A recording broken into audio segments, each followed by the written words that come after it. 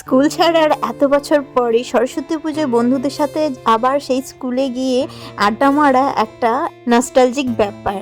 আর এই স্কুলের চারিদিকে প্রাক্তন ছাত্রছাত্রী থেকে শুরু করে যারা এখন পড়াশুনো করছে তারা কিন্তু সব এসছে, চারিদিকটা একদম ভিড়ে গমগম করছে। আর এই যে মায়ের বিগ্রহ সবাই দেখে প্রণাম করে নাও। আর এই স্কুলের পেছনেই হয়েছে আর একটা ঠাকুর, তো প্যান্ডেলটা বাইরে থেকে যত সুন্দর লাগছে ভেতরে ঠাকুরটা কিন্তু ততটাই সুন্দর।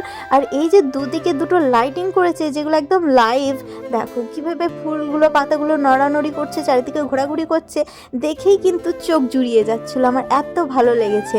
আর এই যে বন্ধু বান্ধবীর একসঙ্গে ছবি তুলছে, ব্যাচমেট অন্তরাদি, আর ওরা হচ্ছে এক বয়সী, সেই জন্য ওরা ছবি তুলছে, আমরাও কিন্তু তুলে নিয়েছি। গাঙ্গুলিদা ছবি তুলে দিল। আর বাবানের মুখটা দেখো, ঠান্ডার জন্য তো রাতে ওকে পাঞ্জাবি পরাতেই পারিনি। দিনেও পাঞ্জাবি পরেছিল, আমিও দিনের বেলা শাড়ি পরেছিলাম, রাতেও শাড়ি পরতে পারিনি। তো আজকের তো ভিডিওটা এটুকুই, ভালো থেকো, সুস্থ থেকো, রাধে রাধে, দেখা হচ্ছে নেক্সট ভিডিও নিয়ে।